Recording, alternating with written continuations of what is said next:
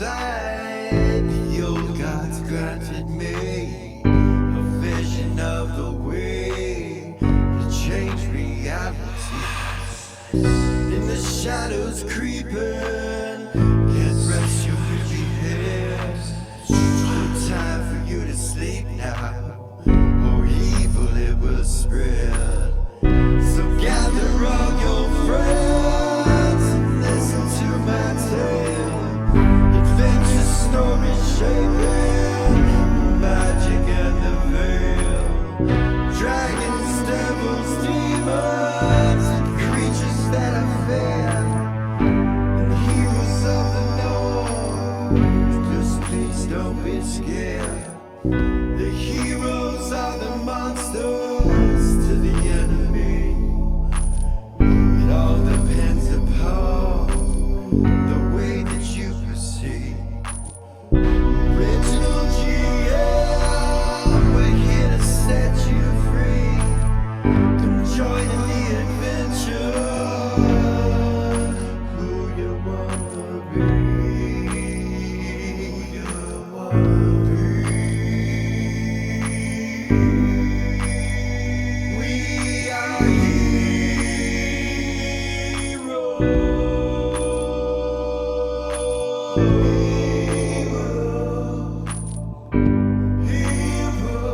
We are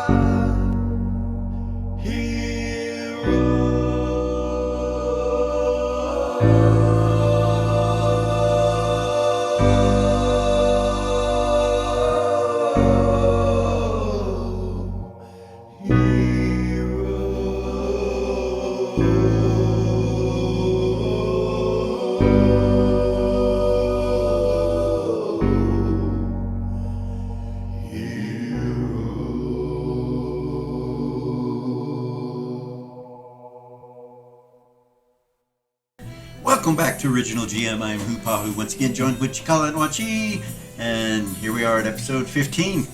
Keep saying that faster, don't I? The longer we go. Every time it's a little fast. Just a little bit faster each time. Welcome back. Let's, I don't really want to talk about this week. I'm good. Had a terrible week. Yeah. Almost had to have surgery, so it's all good though. We're back at it. Hopefully we'll get this episode up in time. Fingers crossed. We'll see what happens. It's a little late. We apologize. Don't forget to go to all our social media. Blah, blah, blah. Like, share, subscribe, ding, all that stuff. And let's get started. Do you guys remember kind of where we were last? Inside the temple? For the most part, yeah. Inside the temple in space. Yeah. And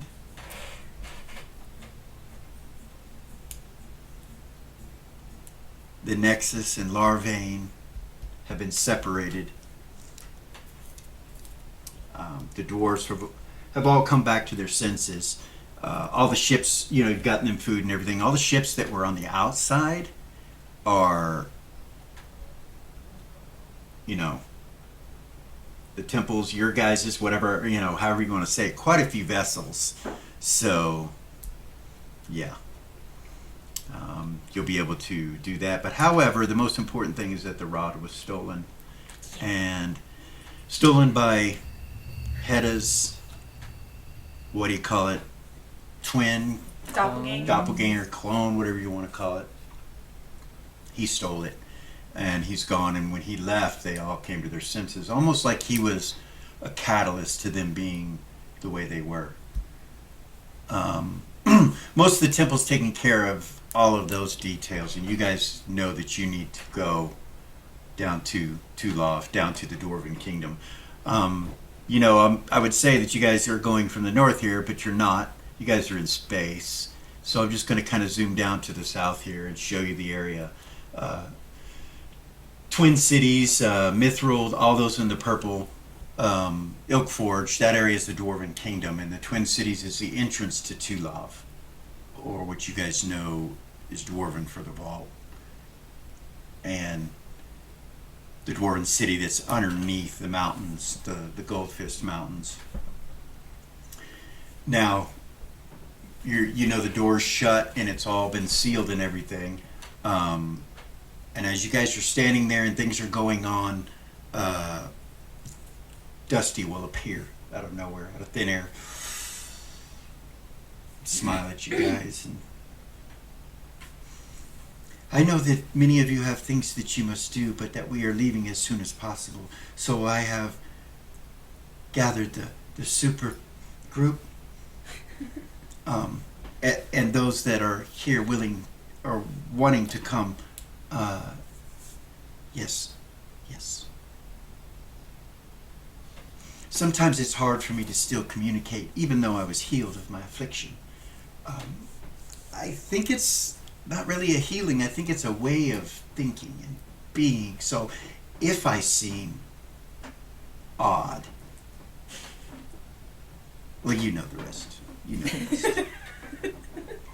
Anyway, you're going to ask me, oh, by the way, Gordon and Zira are coming. They'll choose to come. You see Gordon kind of frown, like, what the fuck? Zira would do. She's like. And then there will be others like her, and he points at the door, and it opens, and you see Tatal to come in, and him, and you see Mal with her, and she's pregnant, but she's geared out. She comes walking in with a smile on her face. Her belly is actually showing. It has no armor on it at all.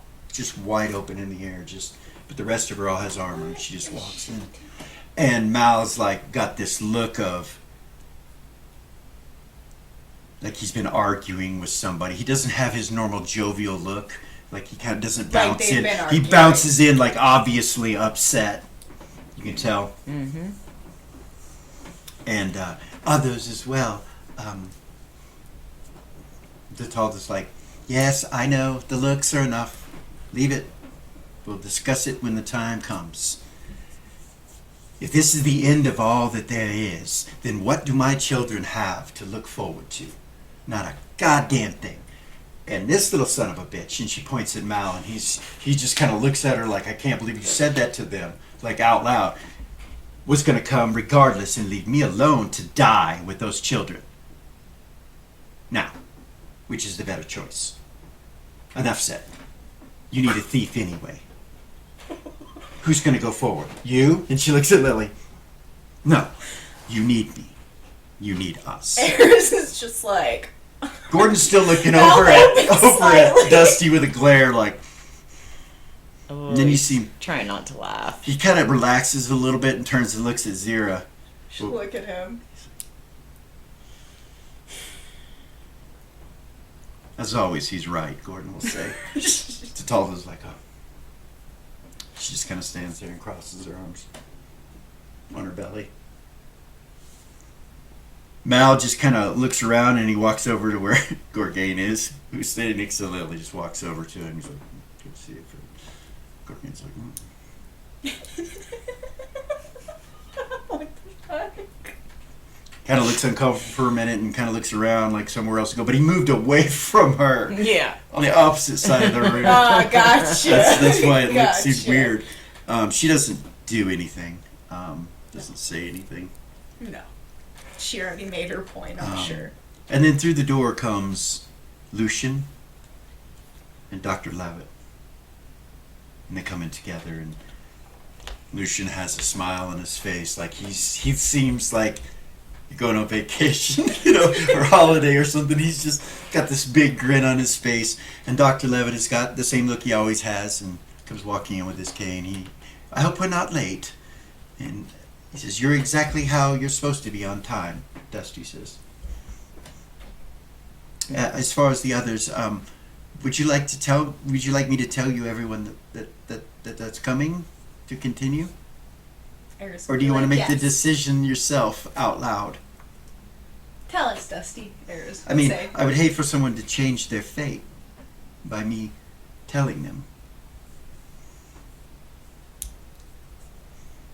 He walks up to Eris, and you see his eye start to glow where the hourglass is, and he looks you over. It feels like somebody's walking on your grave. It does not feel right, and inside you somewhere deep something is being looked at, and it's worse than if you were naked. It's worse than, it's something else inside of you, And he looks you up and down, and when it stops, he just kind of looks at you and he goes, "I'm sorry." What was that, Dusty? I cannot say. And he turns and walks back over where he was standing, kind of looking down. Bay kind of looks at him and he goes, kind of narrows his eyes. See Dusty look at him, and then they keep looking at each other, and he's just still staring at him. You think they're telepathy, so yeah, it's pretty obvious. So Yeah. there's some kind of conversation going on. Yeah. Gordon's like, yeah, I suppose, telling us who's going to be there would be a good idea. He goes, well, the three dwarves will be coming. That's what I call them. Master King of the Northern Dwarven Empire, Mm-hmm. Black and Cold Fist, Cold Mist, Cold Fist Mist, yes, and the other one with the cigar. Gambling Thin Sauce? Yes, the bard. Gamblin. They'll be here about now. And you see the door open. And you're like, how are people coming into the front of the temple? Right, we're in There's space! a fucking spelljammers. You're in space, but there's a ledge outside because of the ship. So maybe they're teleporting on Onto to the Sun Chaser. You don't know. Obviously something. Anyway, the three dwarves come in and you recognize all of them. Gamblin kind of tips his hat to Eris. She'll do a little. He smiles. And they walk in and the king says, we would not miss this for anything. You require the dwarves' help. We were part of the problem to begin with. Whether we be the southern dwarves or the northern dwarves, our race must give a hand in this. Thank you for coming. Of course, Mistress Lily. He kind of turns and looks around the room at everyone else, and Bay still has not taken his eye off Dusty, and Dusty keeps looking down and back up and down and back up, and neither one of them look at the dwarves. Here's a telepathy, Bay. Okay? Be like, what was that? What's I'm trying to going on? fucking find out. I'm trying to find out. He's gonna tell me. Oh, goodness. You see Dusty look at you. Like after you telepathy him, he looks over at you and then looks back at Bay. Like he heard you. Really? It's what it seems like. This newfound power that he has, whatever it is unlike a lot of things you've seen. So, at that point, Dusty says, well, we are burning time. It is very important that we go to Tulov. I cannot take you there directly, but I do have the answer. You just must knock on the door. Just knock on the door? Yes. We'll go to the outside and just knock on the door. Okay.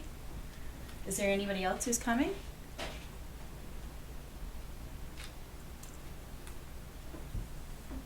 There is. Or is that it? I think there is. So,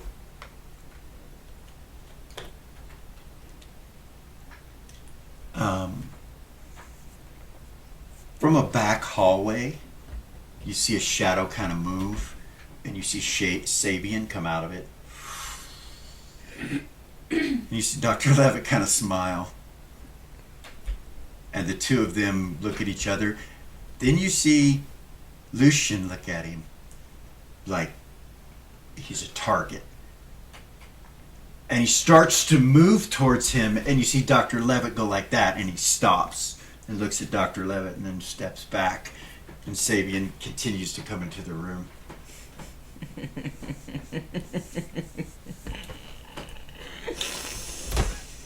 I don't know if I need to have you make an intelligence check or not in that situation, but it seems pretty obvious that Lucian is controlled Yeah. by Dr. Levitt. The fuck And is probably happening has there? been since the beginning. Which Lily already suspected. Lily already that suspected it, but he still made friends from with our her. but last yeah. conversation.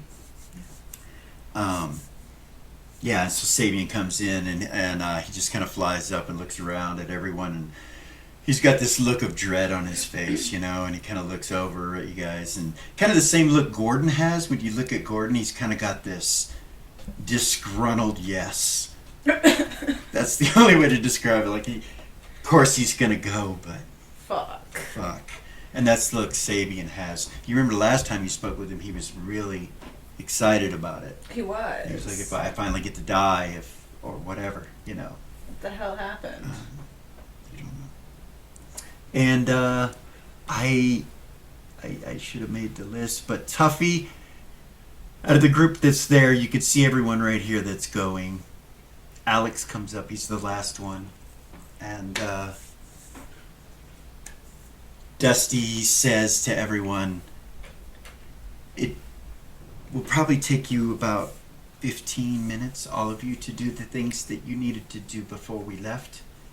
I can tell you that time is not as rushed as it need be. The rod is not something they can simply open the door with. It requires a specific thing to open that door, attached to the rod. And he turns and looks at Eris. It must be you that unlocks it. The rod will only work for you.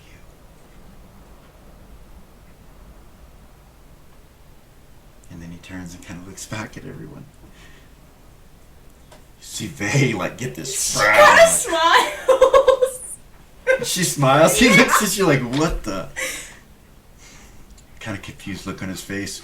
He looks at Ray like. She's just got her eyebrow raised, sitting Like she's- back like listening she's to crazy. all of it. Yeah, okay, but he looks because of Eris, he looks at her and she does that, and he looks back over at Ray. Just looking around. Okay, she You're all insane. doesn't react. No Okay. reaction. So I will give you that time, and when you are all ready, return here. Or, well, some of you won't leave here. Yeah. Like you, and he points over at Eris. And you see a priest come walking up to you. Exorcism, man? Oh, she'll pull out her what's it called? Harp of Silver Magic. She'll cast one spell out of it. Okay. And then hold it up. What spell do you cast out of it? And you cast it? I mean, No. Okay. Just I can just. You either Can I? have you have to Oh, cast shit. it. Okay. Give me a moment. You might be able to absorb it Okay. Hold on. if you want to try to do that. What level spell is exorcism? 5th. 5th? Yes.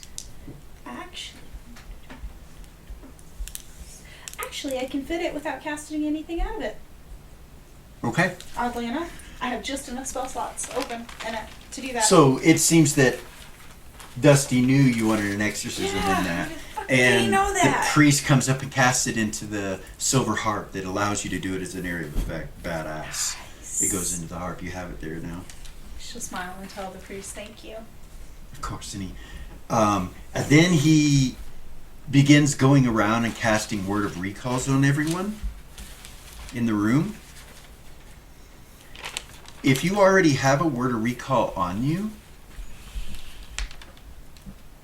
this word of recall goes on it with that one.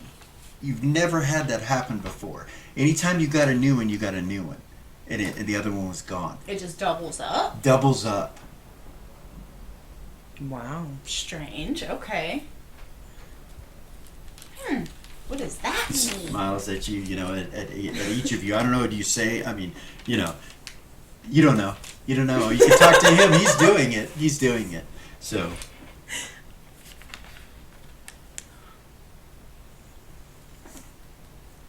"20 individuals, including Zigzag."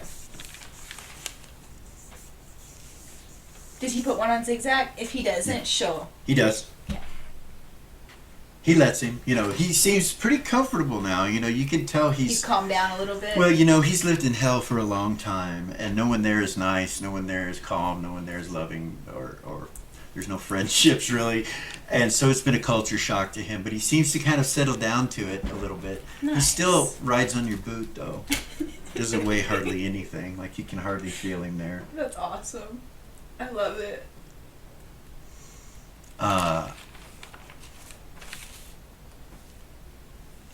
So the king looks over at Dusty as things are going on, and he says, "Excuse me, lad, but there is no way into this place. If they do not open the door, we cannot get in." Hedda kind of lowers his head a little bit, and he goes, "Actually, that's not true. There is a way in. But I wouldn't be going that way. It is sure death. It is more protected than the entryway of the door." The king kind of looks at him like that. He's like, and he nods. Eris would say to Dusty, so they're just gonna open the door? Yeah, don't worry about it. Don't worry about it. They're just gonna open the door. I mean, they're gonna surround us. They come from somewhere else, but they'll surround us and, yeah, from the outside. And then they'll open the door and surround us from the inside. But they won't be like the other doors. Okay.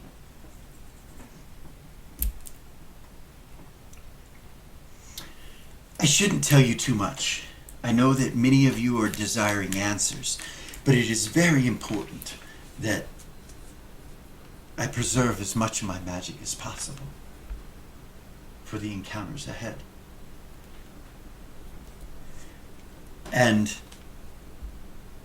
there is a price for my magic.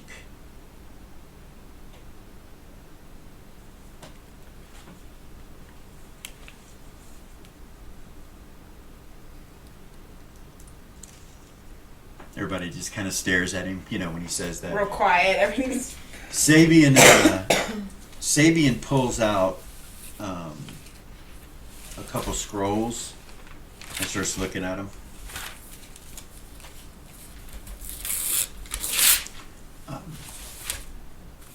He walks over to Lucian, and he holds up the scroll and hands it to him. You see Lucian kind of look at him and take Can it. any of my characters see it from where they're at? Without being obvious? Just curious.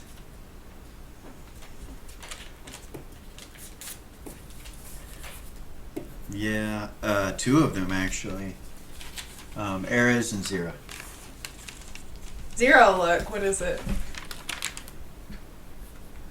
It looks like some sort of like a will, but you can't. It's like very.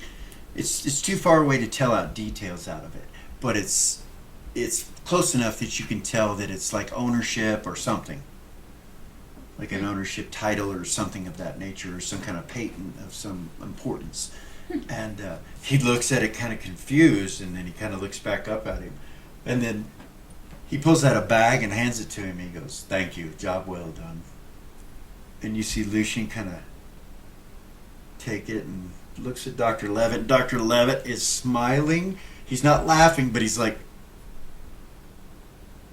What the fuck is going on over there? and Sabian just kind of stands in front of him still for a little bit. He just kind of stands there and lets Lucian take it in. You're not sure what just happened.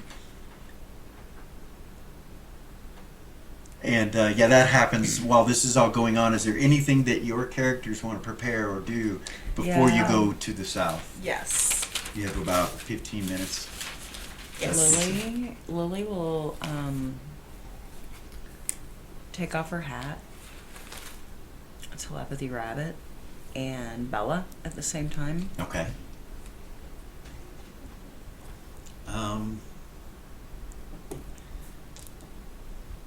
Roll observation for your characters. Not that it's a big deal. Okay. What are you doing? Telepathy and Rabbit and Bella. You get them. They're like, "Hey!" Yes. Surprise. You notice that she takes a hat All off. three. So a bunch of people look at you when you take the hat off. They all go. In the room, they all turn and look at you. She's holding it. She takes it off. It makes you feel uncomfortable, like, "My precious But then you realize, oh, they're just looking at you because I haven't taken it off in a long time. They don't want the hat. Yeah. My hat. Or maybe not. You're not sure. And you're like, oh. You hurry and try to get the telepathy out. Crazy ass. We're getting ready to leave to go to the Dwarven Kingdom. And I didn't want to leave without saying goodbye.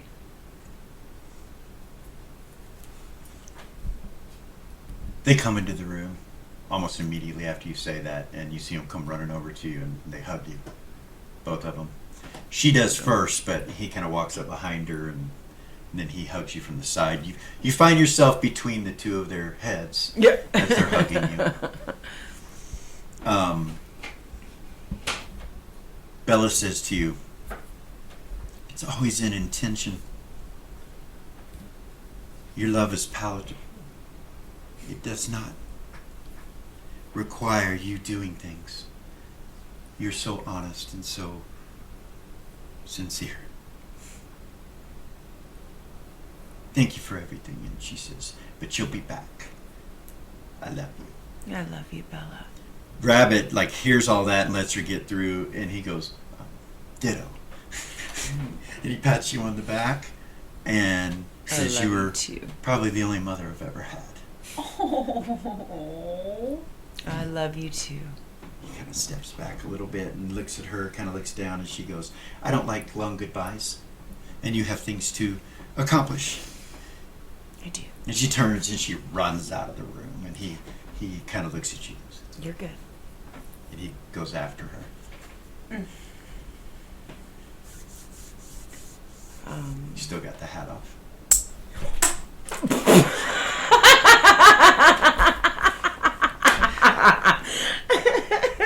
So That was my fidget toy. I know. Where did it go? you rolled a 1, You did. but it didn't do anything bad. Just ended your attack. Just ended your attacks there. So, It's impossible to find. anyway, Also wanted telepathy my brother okay, before I put the hat back on. all right. Hey, I'm sorry that I haven't been able to see you. But I did want to let you know that we're getting ready to go to the Dwarven Kingdom. yeah, I'm a grown-ass man. You forget. But, wait, why are you going to the Dwarven Kingdom? I can't talk about it right now. Okay, all right. Sounds serious. It is. Well, It is. And hopefully the gods will permit us to have some time to get to know one another. That's my way of saying, hope everything comes out okay. Same. Have you told Mom and Dad? I have not. I was going to ask you to do that for me. Wow.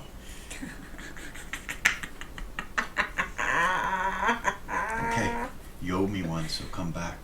Okay.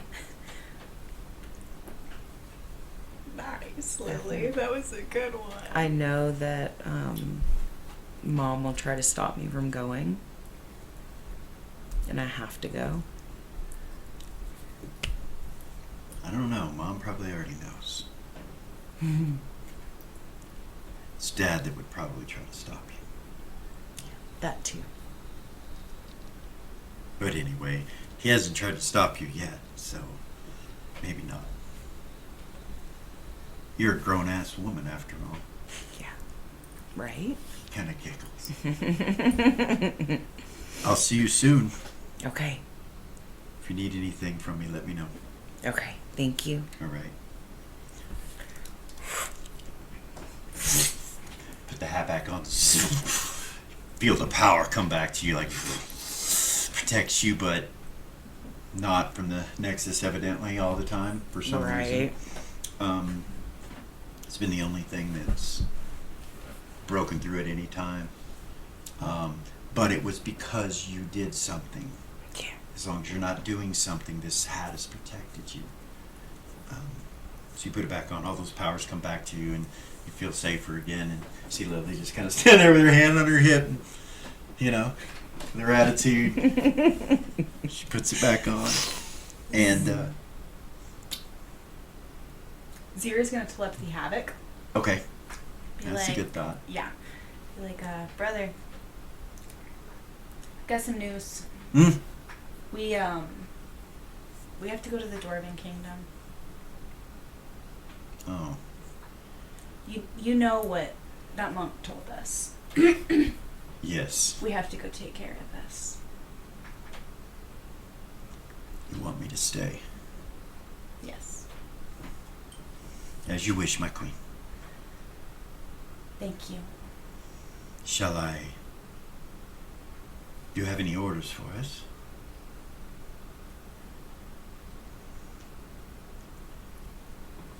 Perhaps look for a hidden stronghold Yes. somewhere in space. Yes. Be well, sister. You too. I will see you soon. She'll disconnect. Okay. And Ares is gonna go pray for spells. Okay. To who? Ariax? Yeah. Okay. Yeah. She goes over and kneels down and does her prayers and receives her spells. Cool. You look over at Tuffy when he left, and then he comes walking back in after the 15 minutes or so, 10 minutes or so. He's got packs on him with bags and poles and I mean, he's overloaded. You could tell he has too much shit. And he comes like Rava ropes. will take all of her poison out of her bag of holding, Okay. just in case. All right. And put it in actual bags and on her belt. Okay. All right. She'll look at Vay as she's doing it. Like, you need to. Yeah. I know they're not going to a different plane, but you never fucking know with bags of holding. They've been notoriously unreliable to this point. So, just in case. Mm-hmm.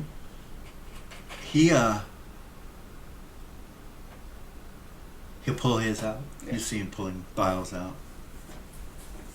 He pulls a belt out first, and then on that belt you see vials already apparent. There's a couple missing, but it goes all the way around his waist of these little poison vials. Nice.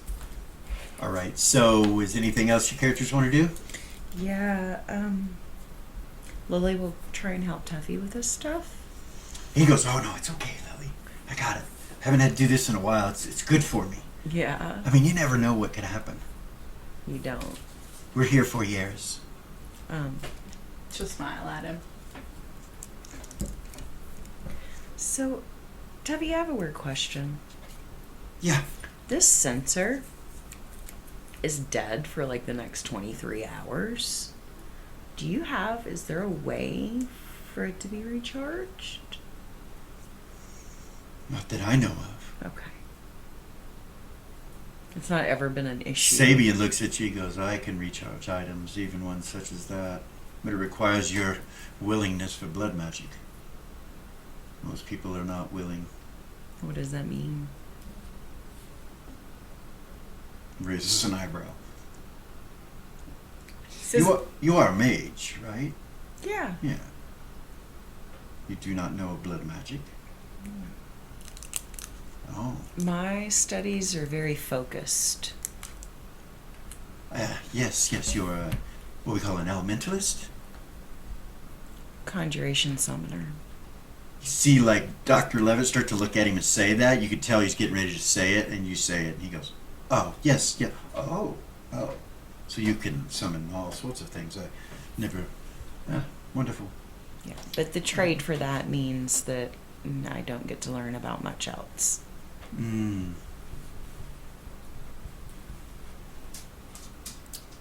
Teach his own. Live as long as I do. You start to experience all forms of magic. You may become specialized in one and then another until you finally come to a realization that as a vampire, blood magic is the way to go. He turns and looks over at the Vay and Ray. She would kind of smile. Anyway, I would be happy to fill it for you, but it would be with blood magic.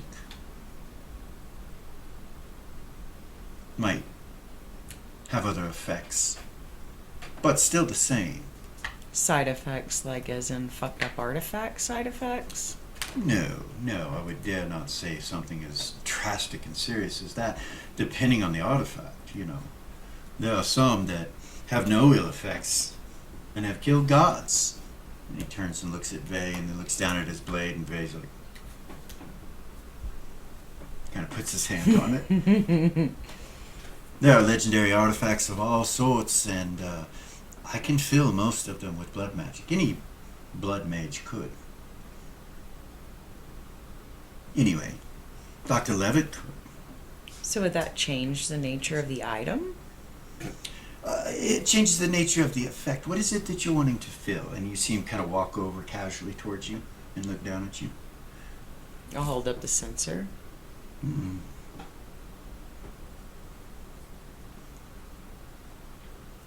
That is a summoning device. Is that what you're saying? Yes. Does it require something else to work with it? Incense.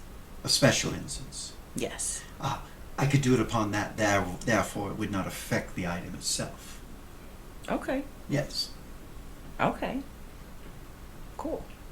I'll pull it out. Okay. He takes it into his hand, the incense, and starts pulling them out to where they're touching his skin. He like touches them all. And you see this reddish colored energy just envelop over the top of them all. And then it like changes the color of the incense to a dark red. Thank you. So I suppose the amount of abilities that you have a day are simply whatever is in your hand now. And he smiles. Oh. Nice. So how many did you give him? Just the one out of the thing. Well, he would ask for more. I thought you gave him a stack. I thought you gave him a bag. Well, with I'd some give in- him all of it then. Yeah, he if you give asked. him all of it, then you've got, what is it, 100 sticks of incense or whatever it was. You've used some, obviously, so I don't know Probably how like 10. So he hands those back to you. Okay. Yeah, I know. Awesome. It's so hard to keep track of those charges too, but you do on that incense with that sensor. It It's is. weird magic item, I know. Weird Nice. ass. But you do have the gym that I do. I said you could name. I did. What did you name it? I named it, the Gem of Vengeance? Was that what I landed on? Damn. Nice. I That's a think that's badass what I- name. Nira made it. That makes Yeah. sense. Gem of Vengeance. That makes sense. So we're gonna take a break real quick so you guys can potty and get that stuff together before we leave, and we will be right back.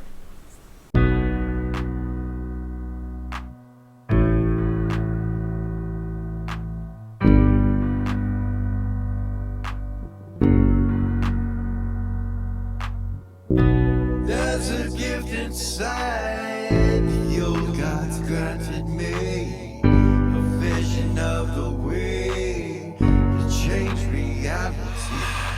In the shadows creeping, can't rest your weary head. No time for you to sleep now, or evil it will spread. So gather all your friends and listen to my tale. Adventure story shaping magic and the veil. Dragons, devils, demons, and creatures that I fear, and heroes of the north. Just please don't be scared. The heroes are the monsters to the enemy. It all depends upon the way that you proceed. Original GM, we're here to set you free. Come join in the adventure. Who you wanna be? Who you wanna be? We are heroes.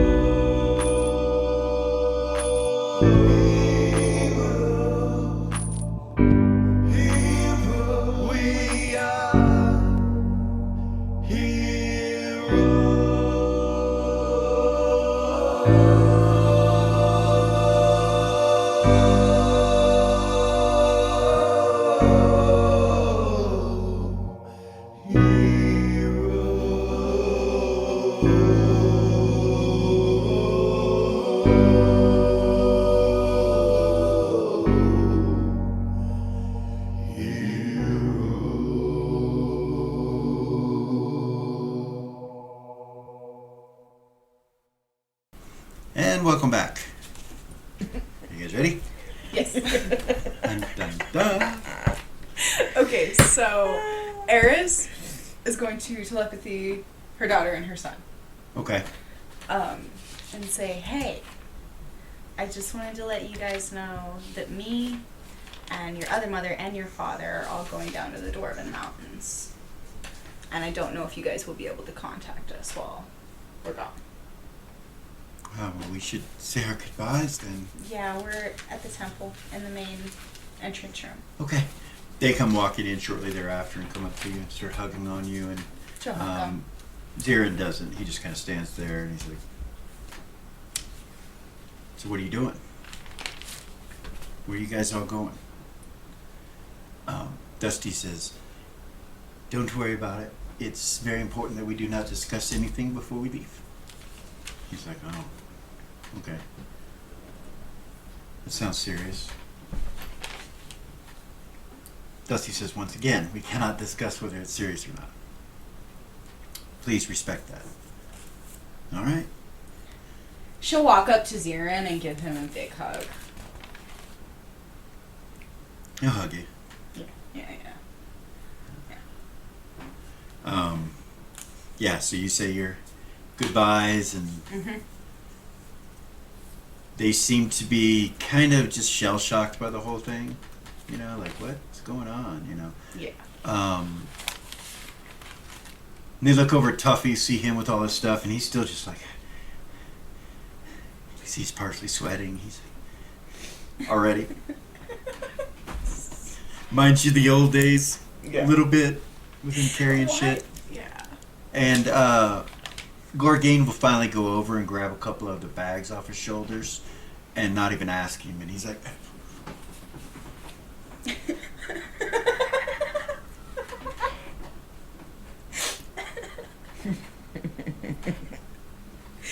he's standing right next to him, so Lamast will telepathy you, Ray. Yeah. Say, hey, Hey. I hear you're leaving with my brother. Well, yeah. More than just your brother. There's a lot of us. Yeah, But yeah, I know.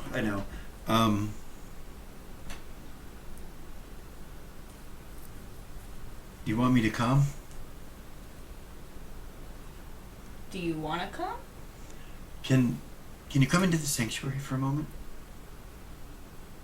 Yeah. Sure. So you walk into the sanctuary. Yeah. He's like, I'll be back in a minute. all right. She'll walk out. You go out. Lamast is in there. What's up? He comes up to you and he's like, once before I offered you protections. I would like to offer you protections again. I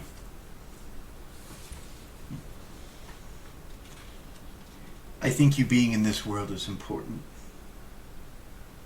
I would hate to lose you.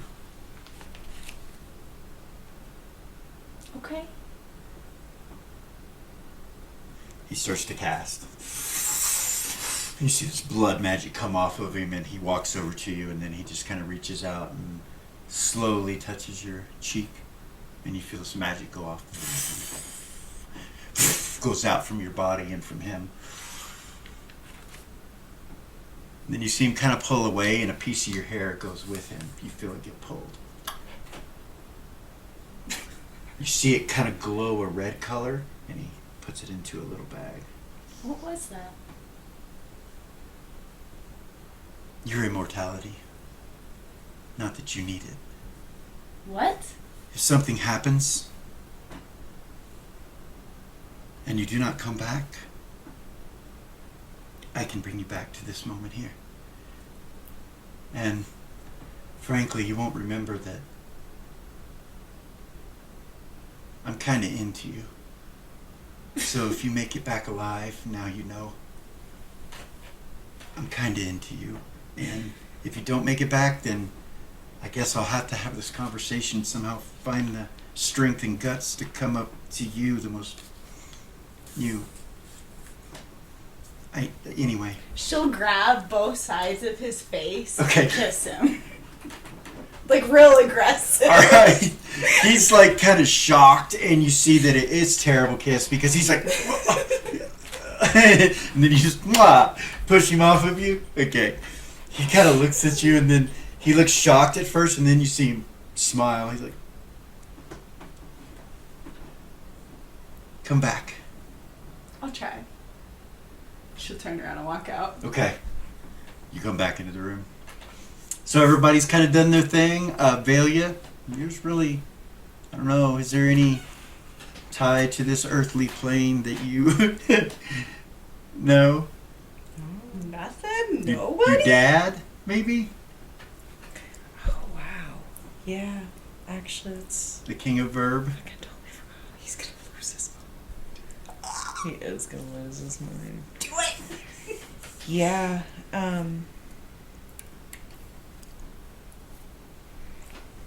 Actually, first she's gonna walk up to Erez. Okay. I have a really weird question. What? Do you still have that necklace that you gave me that I gave you back when I died? Yeah. She'll reach in her pack, pull it out. This one? Yeah. Here. Thank you so She'll much. give it to her. Put it on. Okay. Thank you. The telepathy necklace. Yes. Yeah. Telepathy. Okay. I was trying to think of his real name. I lost Jet. it. Jet. Jet. Thank you. Yeah. She'll telepathy your dad. Okay. Hey. Hey. Um. It's so good for an old man to hear his daughter's voice. How have you been? I've been okay. I was looking for a chance to come and see you, but it doesn't look like I'm gonna get it. But I wanted to at least let you know that we're going to the Dwarven Kingdom. I can't talk about it other than that. Yes, I know. But I at least wanted to say I love you and thank you for everything. I may not be your first father, but I am your second. And having more than one is a good thing. Yeah. I have been so wrapped up in the kingdom and things that are going on that now that I know this, I know that the fears of those of the council and others are true. Yes. Yeah. My heart goes with you. And may the actions that you take honor the action that you are. Those of Verb will hold you in high regard whether you succeed or fail. You are already a hero and a legend among our people. Do not do this for notoriety. Do this for the right reasons. You will be saving your people and everyone else on this continent. Perhaps planet. Go with my blessing, my child. Thank you. Cuts off. Oh.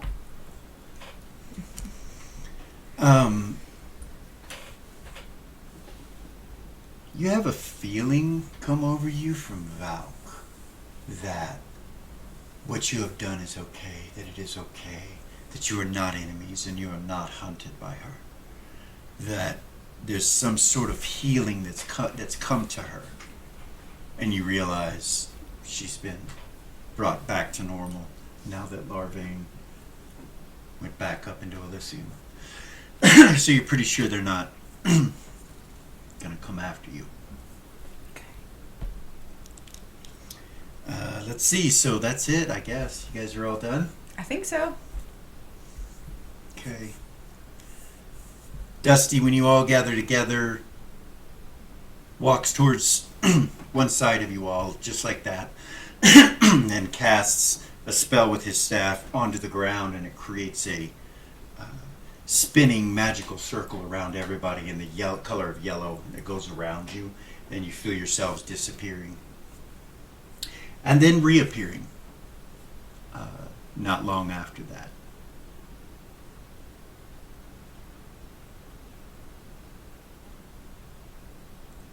Standing before you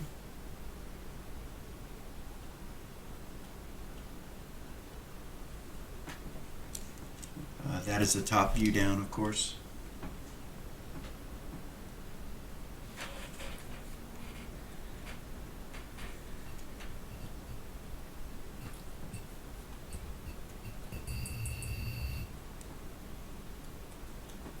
It's nighttime, and you can hear a rumbling and some sort of insect-like sounds all around you. Two towering statues in front of you that reach up to about 90 feet in height, and the swords that they're holding together go up to about 120 feet. They're dwarves. The swords are crossed above like an archway, and you see steps in front of you that go up to these massive double doors. You can see staircases to your left and right. Behind you, you can see that you're on some sort of causeway, and excuse me, and down below you, about 65 feet or so down here and down here, this is a cliff wall right here that rises up to where you're at, and it has a railing that goes around the whole thing. Each square here equals about 10 feet.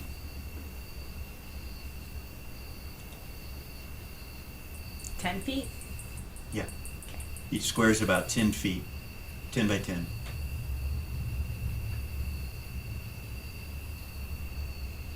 And that's how you all are standing, your marching order.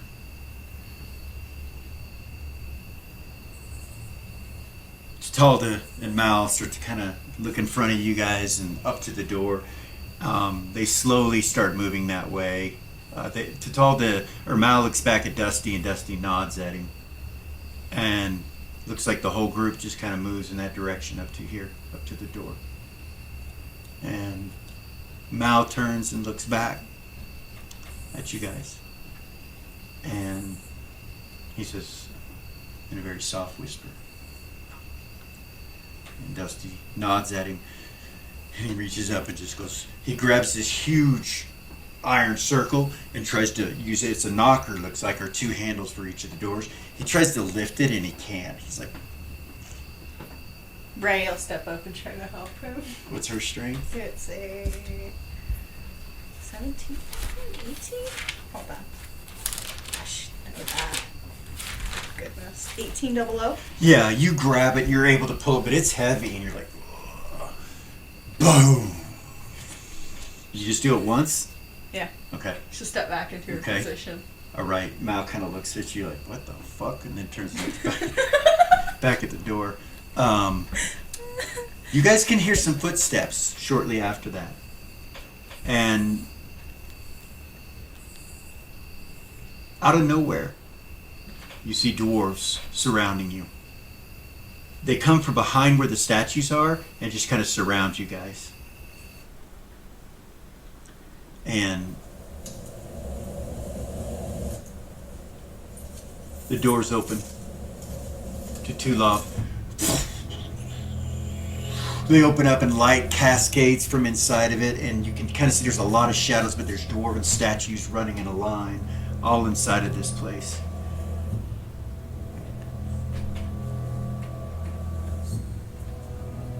With a red carpet trimmed in what looks like gold leaf.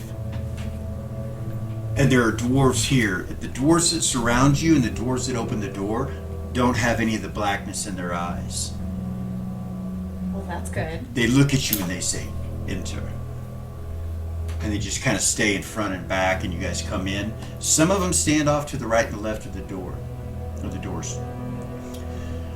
When you walk in, the smell hits you of burning sulfur, and it smells a lot like hell, but you can also smell some metal in the air. It's like it's this, and you taste it in your mouth when you walk in. The dwarves, as you look at them all, they look like badasses. There's a total of 40 of them, 20 in front, 20 behind. And they absolutely, actually it's going to be about 10 in front and about 30 behind, because some stay back to close the doors behind you. They're armed to the teeth, full armor, magical runes on their armor. You know experienced adventurers when you see them, and they all appear to be that way. They look at Hedda and nod at him, and he nods. They turn to look over at the king and nod at him, and he nods. The rest of you, they don't say shit to or even look at. And they bring you in, and the door's shut behind you.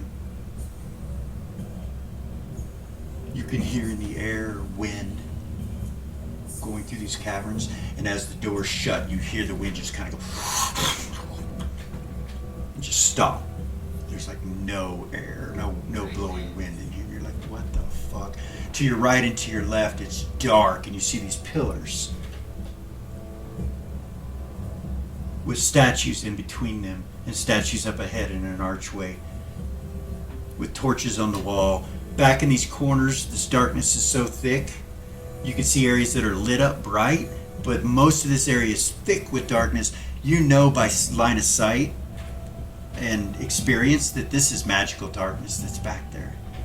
And it's formed in a way that some areas are lit up, some areas aren't. Perfect. Knowing what you know, this is a perfect ambush spot. Yeah. They could come from every direction. Doesn't happen. And then you open up and come into this cavern. Lily's gonna pull that gem out. Okay. Just sleight of hand. Okay. Have it ready. Yeah. So I hand. So I pulled out from this area that seemed rather large to begin with. Dude. Right. When you come to the archways, you're about 160 feet from this far wall. This red carpet with gold foil trim runs all through this place. When you come up to the archway, above the statues to the left and right, you see ruins go right before the guys that bring you through it go through it. You see ruins light up all the way around it, and they walk in the center of it. You guys all come through. You realize there's another archway here and another one there. All the way across here, there's an archway. But when you step through this one, the ruins disappear again. And over to your left, you can see two hands with staircases going up to them. And you see fire and ice of magical nature coming from the palms of these hands that come right up out of the ground like something's buried there holding them. And to the far left of that, and they begin to take you this direction right here. You can see statues that raise up about 25, 35 feet. The ceiling of this place is probably 180, 200 foot tall. There's a lot of smoke over in this area, and you can see forges and anvils and dwarves all over the place making things, various things. See a crane over in this corner with a pool of water. There's forges and furnaces inside the walls. They take you to these greeting tables here, and they start sitting down out at these tables and offer you seats at this one. Up above you, towering above you, you can see this hand. And you can see the underneath side of it. From above it, there's a globe that's like a reddish color from whatever fire was up there. Over on the other side, you can kind of see what looks like a flame, but it's ice in nature. You can see the whole hand has like an icicles hanging off of it, partially on it as you got closer. These forges directly behind you, in this location. Yeah, there. These are all turned off, but these over here are all on. Over in this far corner, you see a lake. It's massive little lake over here with some windmills running, and or a tiny little lake with some windmills running. From when you came in, you could see that there were some dwarves located over here at this circle area. They had armor on and weapons out, and they were circled around like they were sparring or something, but they're just watching you guys as you come in. You get to the next arch right here, like I said, and you don't go through it, you just turn and come to here, and they sit at these tables. In the center of the tables is a kind of a lowered down spot slightly, not very much, like a foot maybe, with these benches and a fire,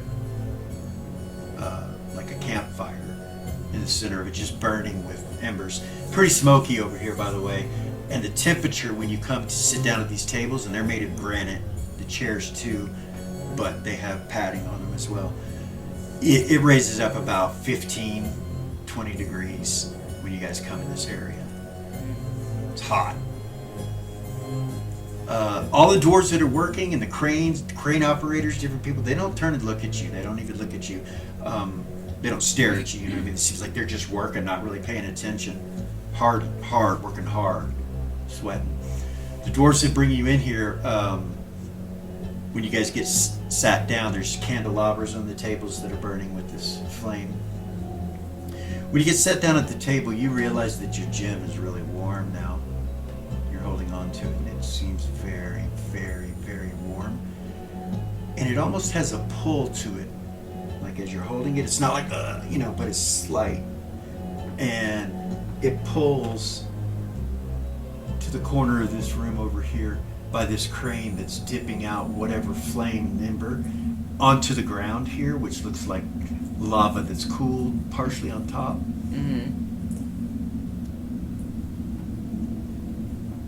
We knew you were coming, one of the dwarfs says.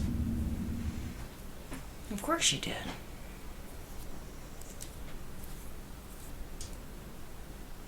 We're happy to state that we have taken the above ground Otulov back. But not by our might, and not by our strength, but simply chance or fate. The false king went down, and as he left, many of us came back within our heads.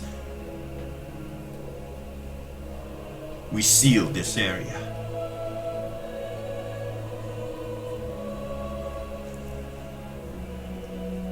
Awaiting you. He looks at Eris, and then he looks at everybody else.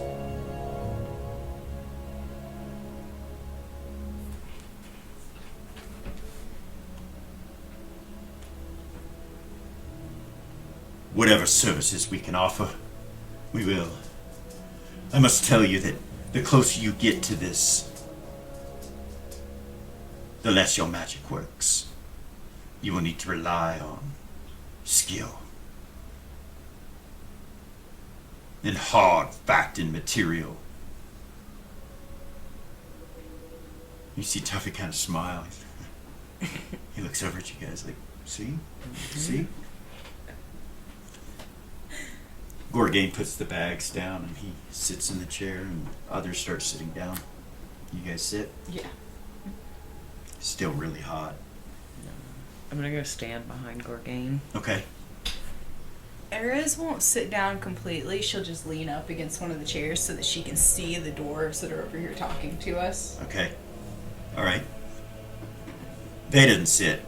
He stands right there. She'll lean against the backs of one of the chairs. You're amongst friends here.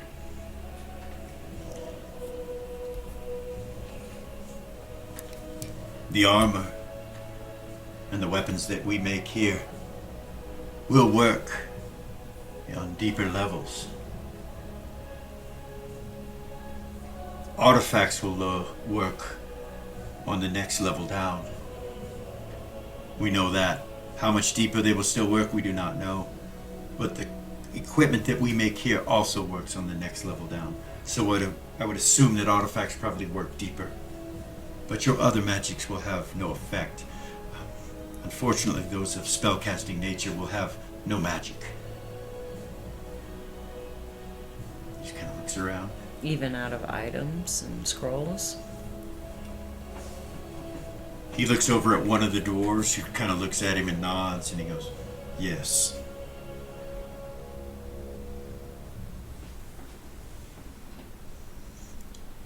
We have sent scouts. Out of the 4 parties that we've sent, only 1 returned with this information. We lost 60 men to get this information. I hope you use it wisely.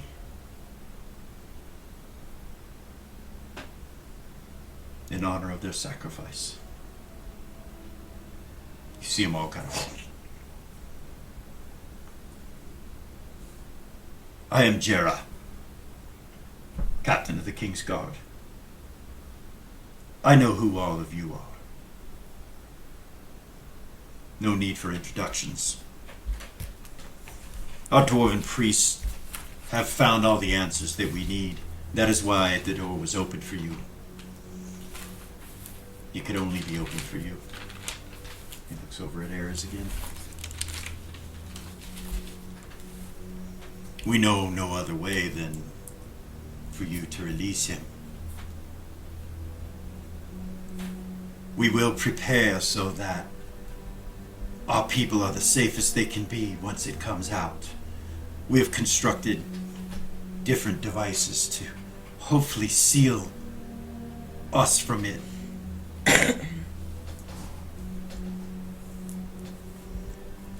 We have not been lower than the level below here. I cannot tell you what awaits you. I can simply say that our dwarven priests have been able to divinate here without the effects of whatever it is down there. The thing that they call the Nexxus. Eris would say out loud, do you know how many levels down it goes? To love goes deep. Deeper than you will need to go. It is on the 4th level beneath us. We have maps. We will offer you anything that you need that can be made by our leather workers and our craftsmen, our forges, our blacksmiths, our mages, and our priests.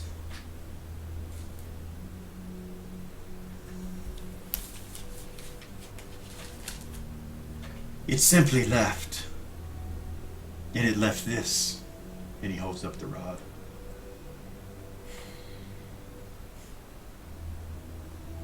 He walks over to Ares and hands it to her. She'll take out a cloth. Okay. She'll put it in her hand. He's holding it.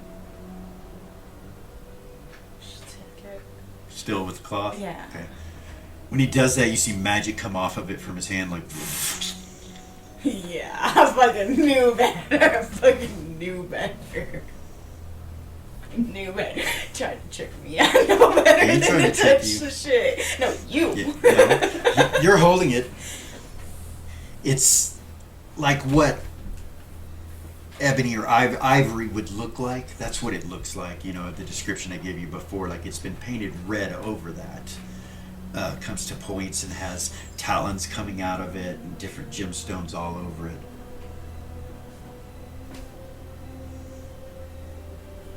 Doesn't look like a key. Like it has a point on this end, has a point at the top that's straight, and the point at the bottom is curved with other talons that come out all over it. You know, it doesn't look like a key. You look at it, you're like, what the fuck? Mm.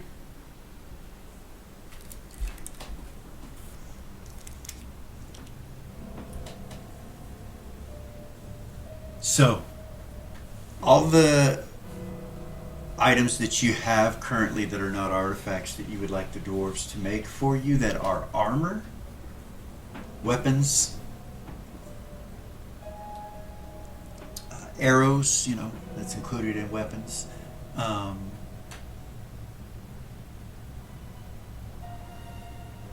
And that's it. Am I missing something? Is Ray's sword an artifact? It Yeah. is, right? Yeah. What about her armor, the armor of the Etherealness? You don't think it is? You don't know though. Mm. Might not be.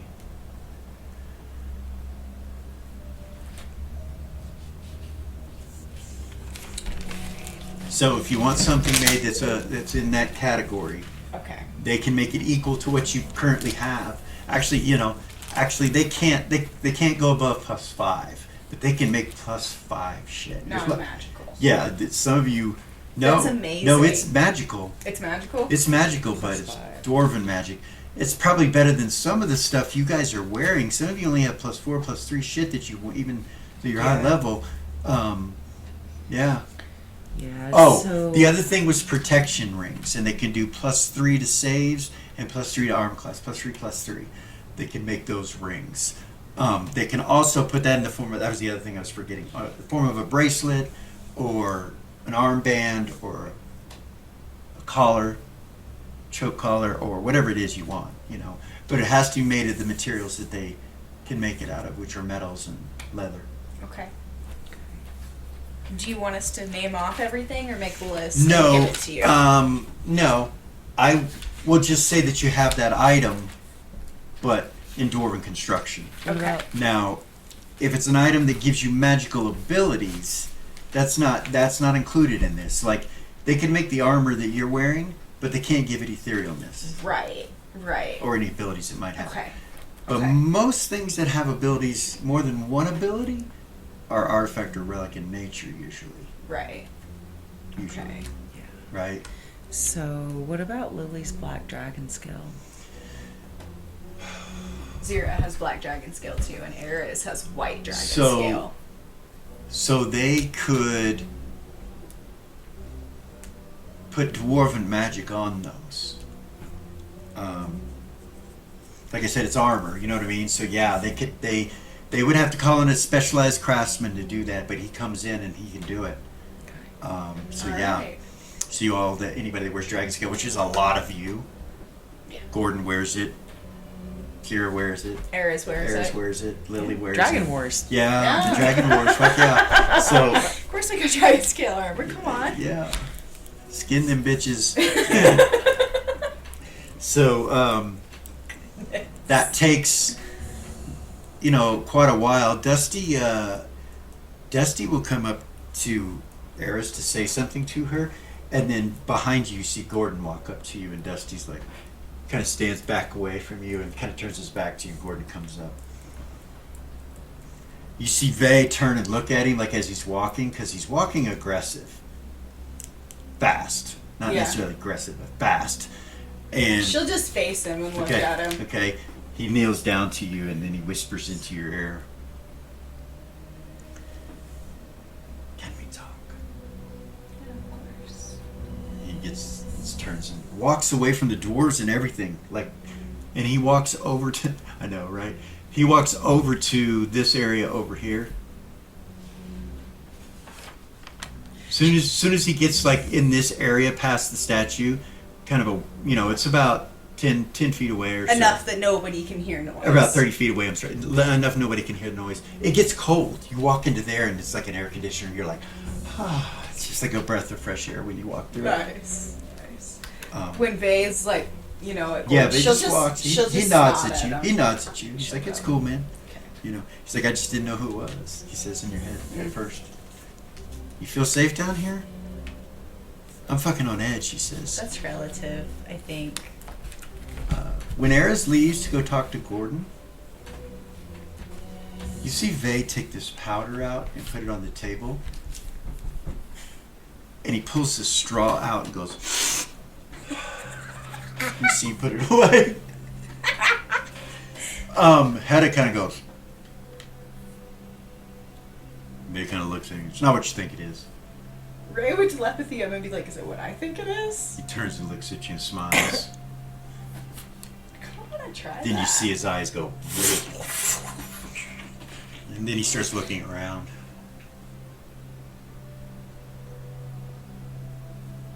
It's still laying on the table with the straw, and he seems to be oblivious that it's there even, or that you're there anymore. He just kind of starts looking around the room. She'll walk up and take the straw Okay. and try it. Sit down. All right, it hits you like I gotta know. something really sweet at first, and then as soon as it starts to burn your nose, your eyes dilate, and the whole vision that you see changes. Nobody around you is here, including Vay. Uh-oh. And you can see forms of magic coming from different locations in this room. Mm-hmm. Like as you look around, and as you stare kind of behind you over towards where the cranes are, you see elemental fire energy. And in the center of it, you see a portal to the elemental plane of fire. Right there. And you it's like your eyes are detecting it somehow. What? And then as you glance around the room, there are various other portals in this room. You see the double doors over here. Past that, where this lake, you see there's a portal over here to the elemental plane of water. Really? And you see magic coming off of the anvils and the hammers as the doors are working. You see that you couldn't see before, and you don't see the doors. You just see the explosions where something's being worked on. You just see magic all over the place. As you gaze across and look over at the doorway on this area right here, just way out of your sight, almost, you see powerful magics, lots of layers of magics on this door, like a rainbow of colors, Okay. like Lily's thing, but on a grand scale. Right. Okay. Um, Interesting. Gordon says to you, so we encountered a being of great power in space. What do you mean? A being that was able to take myself and Zero to other places of existence within our mind and also make us go back in time with memories of the whole thing. He claimed that you are the only savior of this world and that you must take the Nexxus back through the Nexxus event. He told Zero and I because he knew that if we told you, you would believe what we said. I do not know if this is true. I just know what he told us. Who is he? The most powerful being I've ever come in contact with. Yeah? Yeah. Had no ill intentions as far as noticeably. I have to take him back through the portal. That's what he said. He also said that he is, I can't remember his exact words, but he was connected with something above him, and that he was a watcher or a protector of this crystal sphere. Legends and lore? Crystalline circles, crystalline creation, whatever it was. Legends and lore? Yeah.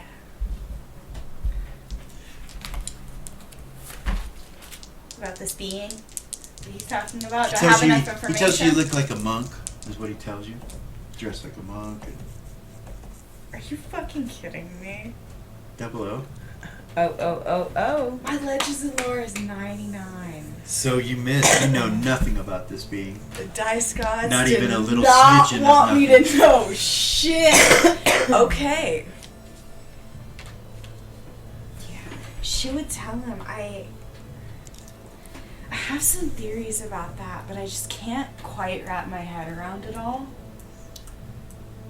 She'll look at him. So my instrument. She'll look at him. I wouldn't say whatever you're going to say out loud, or even in my head here. If you have a plan, you shouldn't speak of it. Okay. She's still holding the rod. Yeah. And the Mm-hmm. cloth. Okay. I'll keep it to myself. But I do know that Tarnak is the one that granted the wish for your existence. She nods. Pull out her. He kind of hugs you with one arm, Sure. and then turns and walks back to the table. Zero, you see him come walking back up. He says in your head, I told her. Good. Aries will take a big old deep breath Okay. before she turns back to everybody else. She'll turn back around. Okay. Walk back that way. They start bringing back items that you requested. like this takes a while, like, Yeah. you know, Velia about would, an hour. yeah, and Velia would, because she only has +1 studded leather. Okay. And then she would also ask They for make you +5 if you want it, unless you want Yeah. to play. Yeah, but no no. Okay. studded. They make you +5 studded leather armor. Fucking awesome. And then Dwarven magic on it. she gave her dad the Verbadine ring, Mhm. so she would ask for a ring too. They get you a +3/+3 Nice. ring of protection saves and armor class. Nice. And yeah. Okay. When you come walking back, you see Vay's eyes are dilated, and so's Ray's, and they're both kind of looking through you and past you around the room.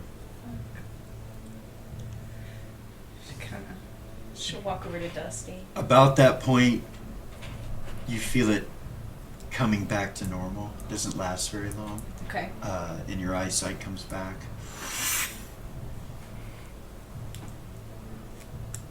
Whoa. She just says it real Vay's quiet. just kind of looks at you, Whoa. and you see that he starts putting it up. Okay, you walk over to Dusty. Eris does, yeah. Do you want to talk to me? I just need to tell you something. Just remember that you're never alone.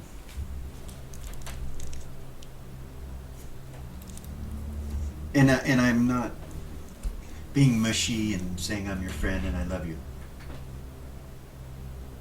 Just remember, you're never alone. Okay. He nods.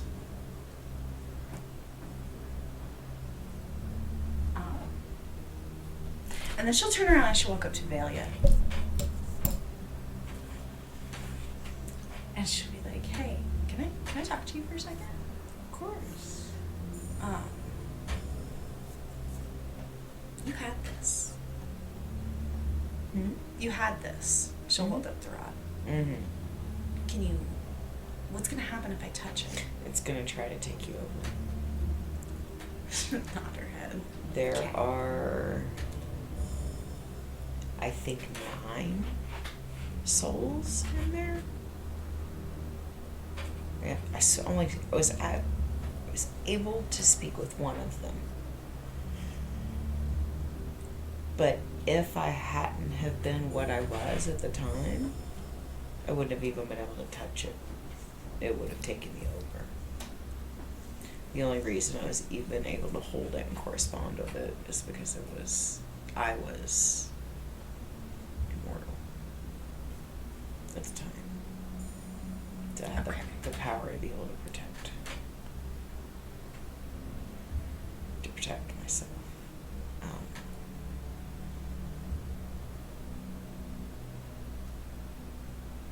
I don't have that ability anymore. Okay. But it seems to me like you were the one that was supposed to have it all along. Right. I don't want to touch it and get taken over. No. I agree. Okay. Thank you, Velia. Mm-hmm. She'll go lean back up against the chair. Okay. So, about an hour's time total, they can craft all the items that everyone requests, and people request things. Yeah. All of my Um, characters are request things. Gordon even requests things, like there's a lot. Like gets arrows, there's things Right. going on. There's things. Things needed. Absolutely.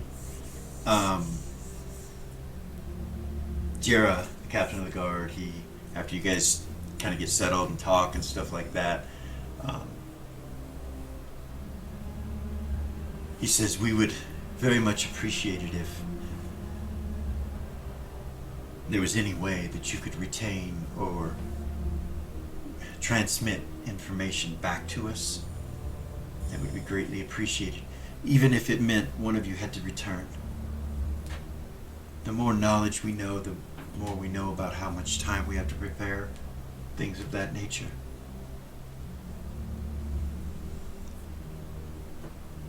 The Dwarven King says, one of us will see that it is done.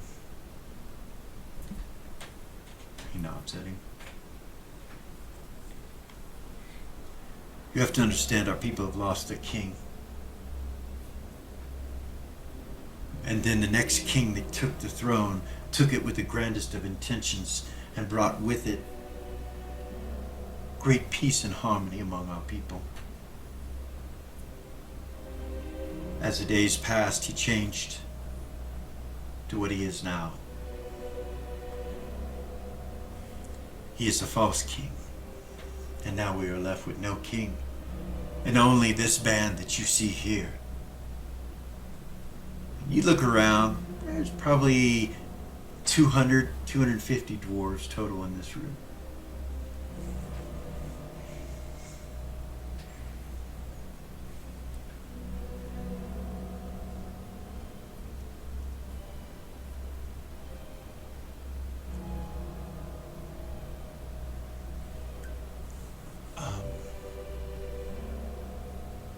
Alex says to him, he says, "Can I ask you a question?" And he said, "Of course." "Do you have mausoleums or tombs here?" And he said, "Why, yes. They're in the lower levels." He said, "What level?" And he says, "Level 3. He said, "Thank you." Dwarf kind of looks at him for a second. Alex does not look like a necromancer. Right. He's clean cut, very young, very, Blonde hair, blue yeah, eyes. he doesn't look like somebody Yeah. asking that question. Yeah, Zira heard But Zira that. knows, and he looks at Zira after he says it and just kind of looks at him, with a smile on his face. That's, he says in your head, this is good to know. Yeah. Yes. Yeah, absolutely. You never know. No, you don't. Do you hunger? If you need any food or sustenance, we've heard that most of the heroes of the North do not require such things, and we know that those amongst you that are undead do not. Kind of looks at everyone. Anyone? Tuffy's like, "Oh no, we're all good. We're all good. I believe." Anybody hungry? Zira has a piece of jerky in her hand. She doesn't respond. Lucian kind of looks over at him. He's like, "Nah, I can wait. Maybe I'll find something to eat on the way." Kind of smiles. Dr. Levitt kind of giggles when he says it. Oh, goodness. Mm. I just realized there are several beings here that if they don't eat their necessary, Yeah, okay, so you that realize they that could you look freak- around. flip out. Like, I just realized that. Mm. That's Zira realizing it. Zira realized it about herself and then looked around and went, "Oh, I'm not the only one. That's interesting." Hedda would say, I hate to be the only one, but if we've got a while, I'll eat. And he looks at him and he's like, "I love dwarven food." And the other dwarves will say, "Well, if you're going to bring him some, bring us some." So they do bring him food. So the Feast. dwarves are over there, Yeah. taking their last feast on, as it were. Just kidding. They're yeah. It's not like you're dead men walking or anything, but everybody's kind of got this sense of calm, and in the background, you've gotten used to the smells now. You've been here for a little bit. And then you also get used to the sounds, the clanking of metal and the steam and all of it. So we're gonna take a quick break, and we will be right back.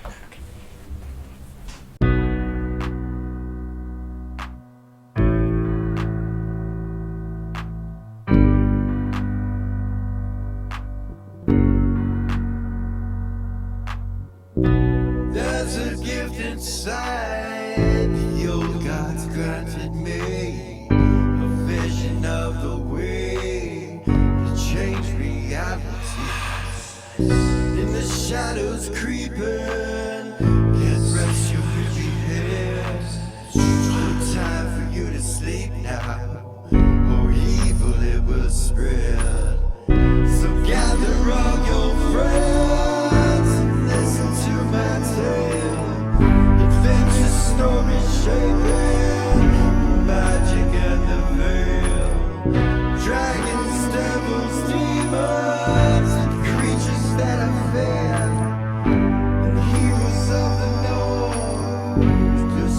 don't be scared. The heroes are the monsters to the enemy.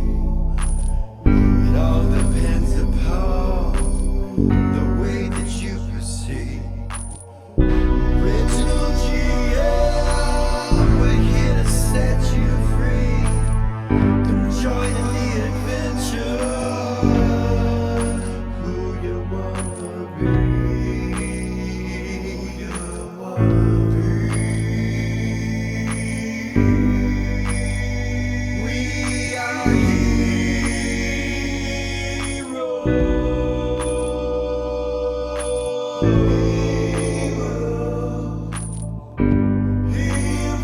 We are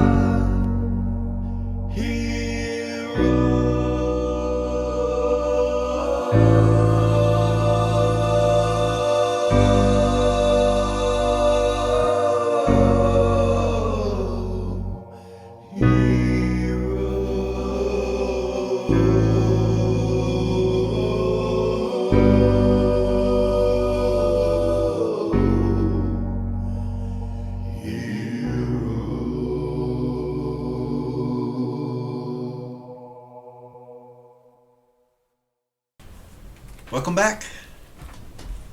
All right, guys. So Valia's gonna go stand next to Erez. Okay.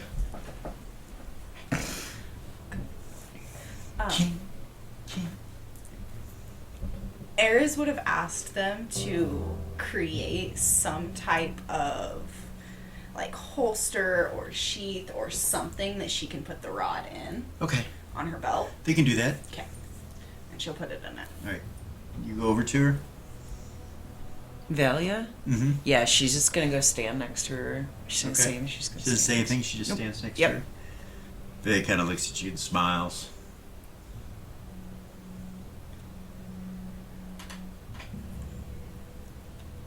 So, yeah, I have you.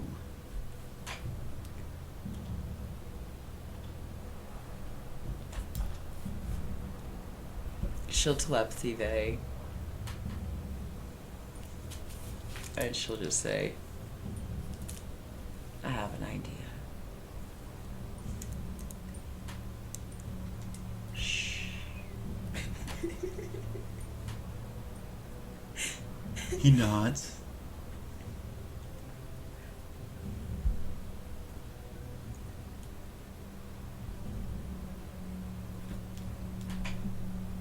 He kind of looks at you like he knows something, but he doesn't say anything. He just kind of looks at you. He's like,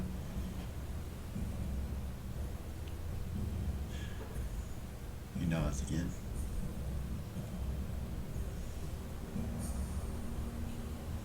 Tatalda comes up to you, Eris. Hi. If the closer you get to this thing, the less magic that you will have. Aren't you made of magic? I am.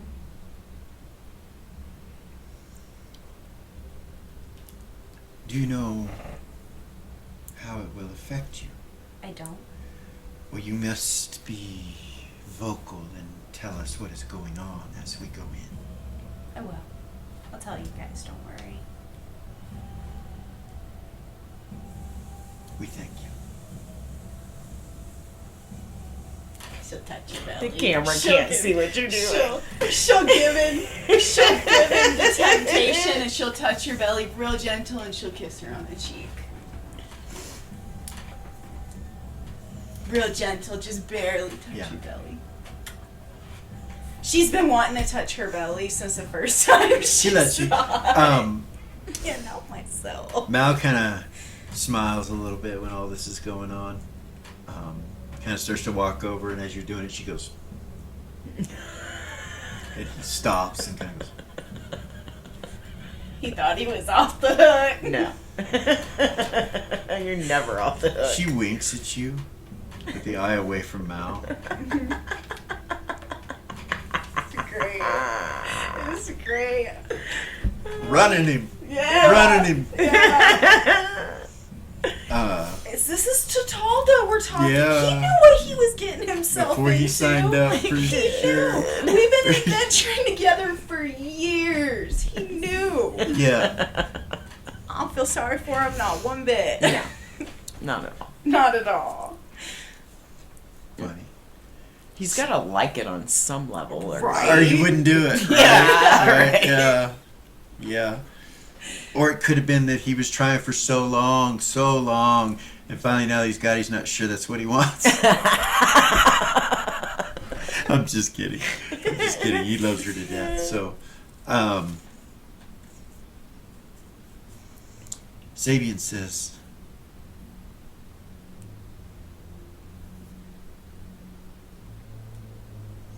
I could perhaps help you with that situation. He says that to Eris? Yeah. But it would require that there is a distance coming from you where your magic would work, but outside that it would not. Seems, and I couldn't take it very far from you. It would seem that your talents are in a bardic nature. I think 6 feet would not work very well. But if it comes to it and you need me to do that, I can. Okay.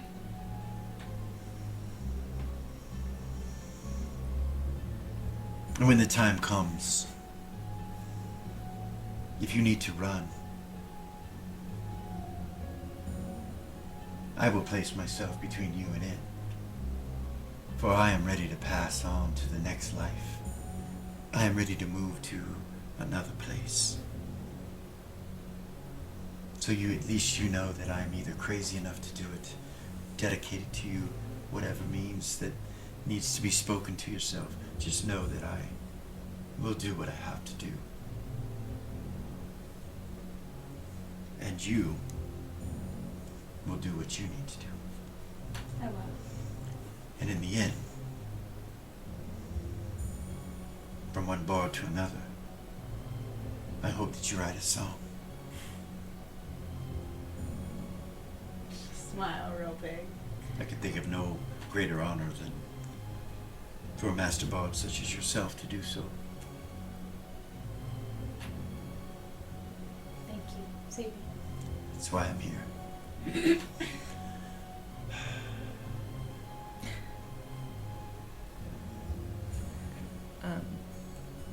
Everything in here is granite, right? Yeah. There's no wood. There's Well, no, there is, but it's mostly like on the cranes and a few other items, here and there. But most everything is granite or metal. The wood on the doors, wood on the cranes, wood items that are like levers and things like that. Down on the cranes, I'll zoom in for you.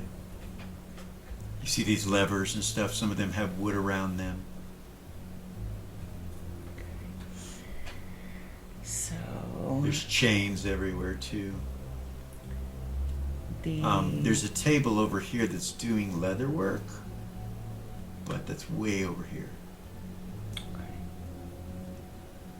Uh-oh, Lily's getting ready to do something crazy. Checking if there's anything flammable. the dwarf that was in charge of the 40, Yeah, Jera. Jera. Lily will look at him. Excuse me. Yes. Do you mind if I go ahead and begin my summoning here? I have a feeling that once we get to the lower levels, it's not going to work. I would like to gather some numbers before we head down. He kind of looks around at the table, and then you see one of them kind of raise a hand like that, and he goes and looks at him, and he goes, "Is it possible?" And he goes, "Yes, I will see to it. He will unlock the portal for you. There are 4 here. 1 to each element of plane. Which is it that you need?" Prefer fire.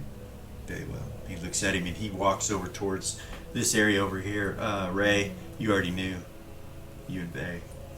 But he walks over here and places his hands on the outside of the portal, and it's laying down like a pool, basically, like a well, a giant well. He puts his hands on it, and you see dwarven magic invoke into it, and for better terms, like the Stargate, he goes.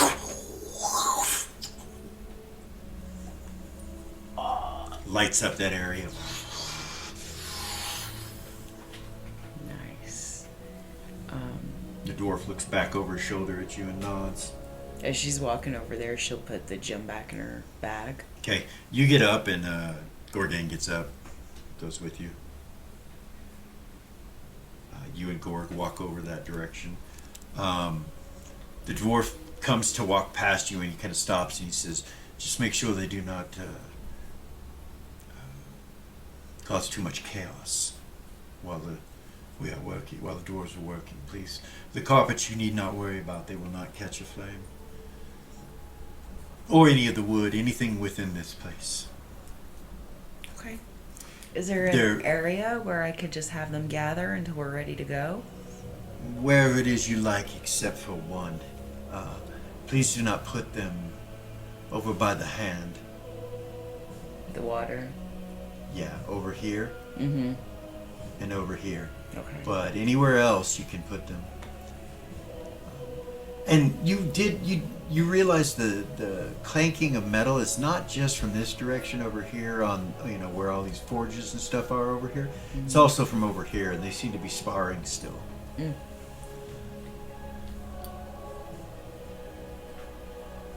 Well, what about behind this line of fire?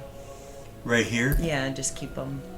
as long as they're not up here. Right. So you could do On it. that You could half. do it over here. Yeah. Okay. But there are dwarves working. Probably the best spot to put them would be here. Okay. Anywhere over in here. Okay. Lots of ding dings. Right. Can I roll legends and lore on those hands that are coming up out of the thing, out of the ground? Yes. Yes. Yes. 13. That was a nice roll. Those are forges of Mordwin. Meaning, you know the stories of Mordwin's forge being held up like that, and the laws, or the not the laws, but the stories from the dwarven people claim that all mankind, all life, was created by Mordwin, the soul forger. Yeah. He created everything. He did it in the center of The circle of neutrality. The circle of opposition. Yeah, the circle of opposition, and in the outer planes. So, a lot of dwarven forges that have been honored or blessed by him have that hand. So those areas up there must be Like an altars. ice and a fire altar or forges of some sort. Oh, interesting. That is so cool. Nice. All right, Lily, what do you do? Pull out the book with all the names. Okay. The fire elemental. So, Section? okay, you open it up. You're looking through it. You see there's pages of them as you turn through them. About the 7th page, as you're looking through, you see a crown next to one Mm. that's been written there. Mm-hmm. Wow. Nice. Rashakamir is the name after the crown. Okay. Call him first. Okay.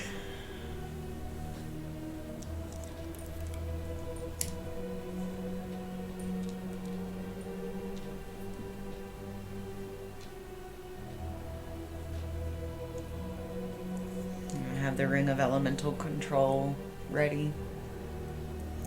Obviously. Yeah. Out of the Levitic flame portal to the elemental plane of fire, you see this, what looks like a fire elemental being rise up out of it. It's all fire, nothing else, and then you see it kind of start to take form or shape, and into what looks like a giant human, maybe 15 feet tall or so, holding a flaming sword and a flaming double-bladed axe. And then you see this crown appear on its head, and it all kind of materializes.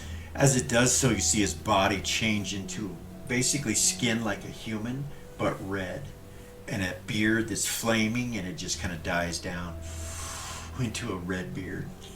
And then his eyes is the last thing, and the flames just kind of go and flicker down and stay right where his eyes are. And he steps out of the portal, like onto the ground. In his native tongue, say, "Greetings, my friend." Greetings. He speaks in common. I am King Rash. Who and for what reason have you summoned me? I am He Lily. looks around the room. I am Lily Thistlebriar. He kind of like looks down at this little elf. You are the one that summoned me? Yes. You have the ring to try to control him, but it doesn't seem to be working. You're like, I just wanted to talk to him. what is it that you wish, Lily Thistlebriar? What do you ask of the king of elementals? The element of flame and fire? And do you have a stain upon you? Ally or enemy? I am definitely your ally.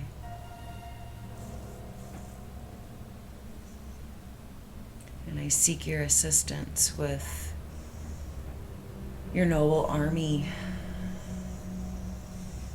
You wish to control my army. For what reason? To help to destroy the dark force within this mountain. He kind of looks around at this point and looks at the doors and kind of looks around the room. Ah, you are the heroes of the North. I have heard of you. Yes. You are allies with King Massamir of the Elemental Plane of Air. Yes. He is an ally. What soldiers do you require? The most intelligent, strong men that you can spare. Men. You know what I I mean. am no man. They are no men.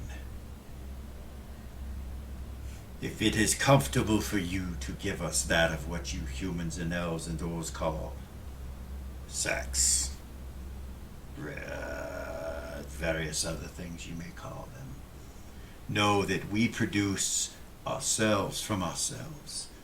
There is no need for joining such as yours.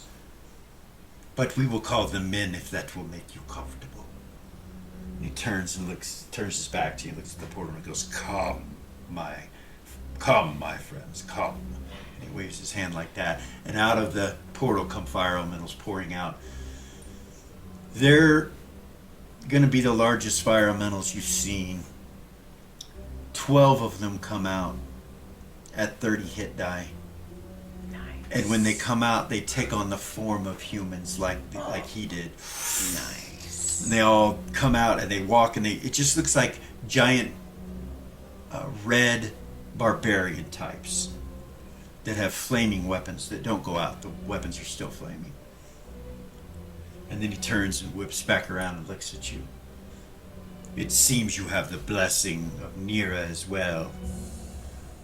Bestow upon them this great gift, and they will not fail you. I, for one, will not be coming with you. Of course. Seems step back away. Back to the portal, he puts his feet in it and he starts to sink and he goes, be well. Thank you.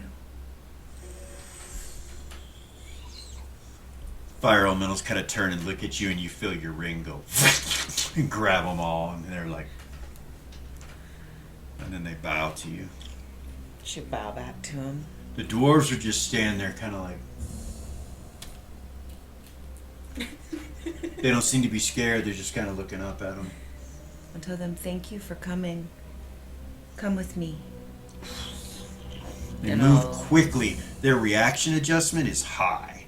When you say that, they immediately, like they're on top of you. Like, So she'll fly then. okay, they match your speed. And take them where Over to another the area. guy told her to, yeah. Okay.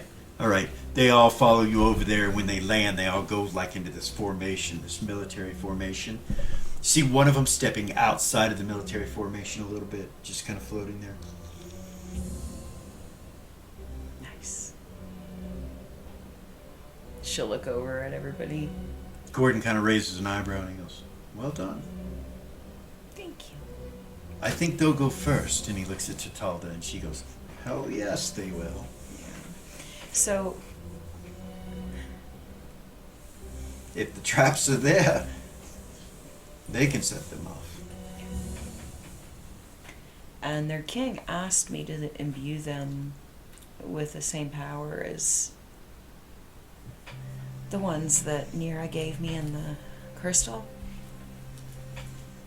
However, if I do that, that means that basically they're going to disintegrate everything that they walk on and touch. The dwarf kind of looks at you and he's like, "Even the carpets. Yeah, the flame of Nira. Can they not fly?" And they flew with you, so Yes. now have them Ah. not touch the ground. Okay. Thank you. Absolutely. I never had ones that could fly. Yeah, I know. They fly. They fly. And they look like That's giants. so You cool. have like 12 giants. Fire giants, kind of. Yeah, but more. You're not Fucking quite sure what they are. nice. You know they're elementals. They're But they're 30 different. hit dice, so each of them has 300 hit points. Yeah. Nice. Fucking army. Lily grew up. Badass little army. Fuck some shit up right there. Nice. So yeah. Okay. So she'll turn around to them and tell them, I'm going to imbue you with the gift of the flame of Nira. Remain flying so that you don't destroy this entire, They fly up. the home of these wonderful dwarves that have welcomed us in. Try not to destroy their home.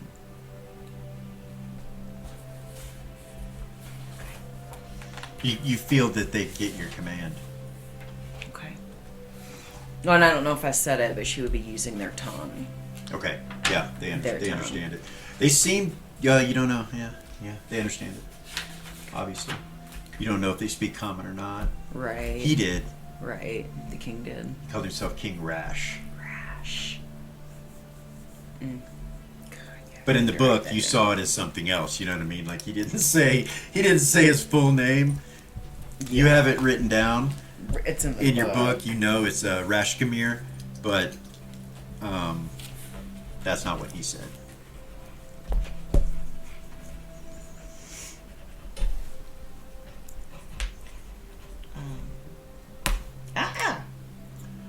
Sorry, it was so loud. You guys get all your armor, all your weapons, and everything, and there's not really anything else left to do unless you have something you want to do. So she would try to communicate to the elementals that are in the Gem of Vengeance. Okay. I haven't tried to do that yet.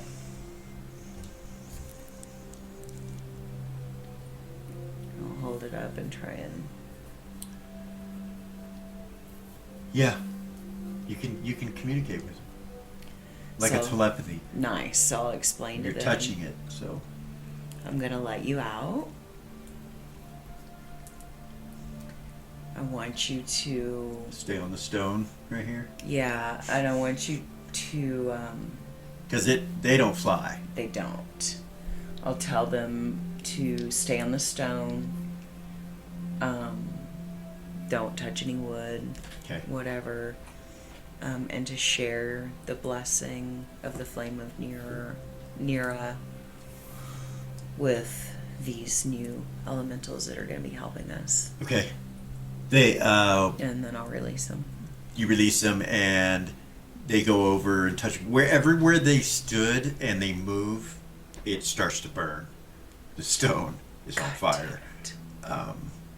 See, the doors are kind of like, what? You know. So as soon as they imbue the 12, Okay. I will pull them back in. Right. They just go and touch the 12, you know, they just touch them and they catch on fire in that other form, and then you see them pull the fire back down. Okay. But now they're like a deeper orange colored. Okay. And then I'll look over at the table and go, remove curses? Anyone? Jared turns and looks at the same guy that wouldn't unlock the portal for you, and he walks over there and starts The floor. doing it, you know. Gets it all done. Thank you. Does it leave burn marks on the floor? Um, I'm just curious. it does. It does leave burn marks on the floor. Alright. But it Goodness. is what it is. It is. Jared says, if you are ready, I will take you to the door. He says, we will take you to the door.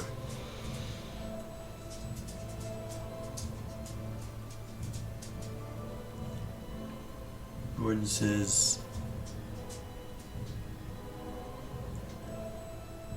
Let's go. by the tips of my arrows, he says. And you guys head that way. You get right to the door. The priest's there. He takes the magic off. And other doors come and they open the doors for you. It takes several of them with these chains and they open the doors. And ahead of you, you see a walkway that's just a tunnel that just goes straight forward. And then you can see in the distance it slightly starts to curve down. And you guys get in marching order and start going in. And the dwarves wish you well and blessings and say, remember, send one back. We will know you're coming. The dwarves nod at him, the king and the others. And people start pulling out weapons, getting ready. You guys go in? Yeah. You enter into this walkway to this hallway, and when they open the doors, you could feel the breeze coming through a little bit stronger than you could before. And when you get past the doors, they wish you luck, and the doors shut behind you. Everything goes completely black except for from the elementals. The hallway is about 25 feet wide and about 25 feet tall. And it's made of the same stonework as where you just were. When that happens and they shut that door, there's an echo that kind of goes down the hall, kind of ahead of you. You're like, ugh, you know. And that's where we're going to stop for this evening. I know you can feel it coming on. Yeah. I knew that was coming. Great episode. We've started the Nexxus series. You guys are entering into love. Dead man walking? Is that what you were gonna say? No. No, there's some women. There's some women amongst you too. Fuck off. I am Hupahu. This has been Original GM. Glad you guys came. I hope you enjoyed yourselves. Like, subscribe, share, hit the ding ding, all that jazz. Thank you for the new subscribers and the people that have showed up and are interested in what we're doing. Remember that we are creating a role-playing game. Working on it. We're working on it. We're getting it done. Our art's coming together, and maybe we'll have something for you before too long, just like a sneak peek or something. But until next week, we are Original GM. Peace.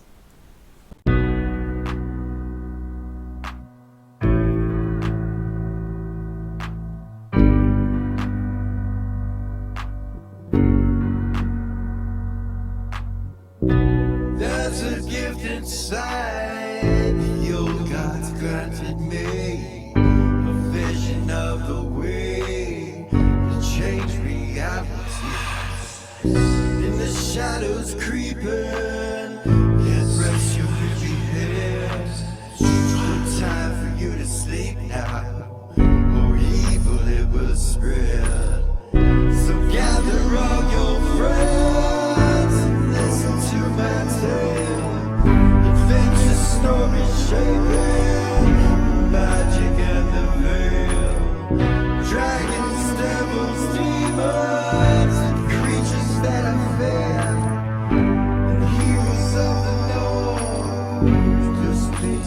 get scared. The heroes are the monsters to the enemy. It all depends upon the way that you proceed. Original GM, we're here to set you free.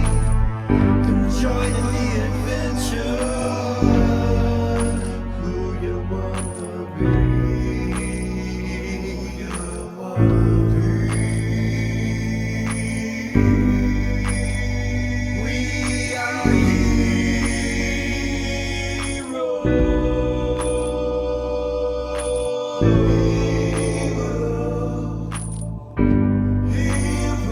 We are heroes.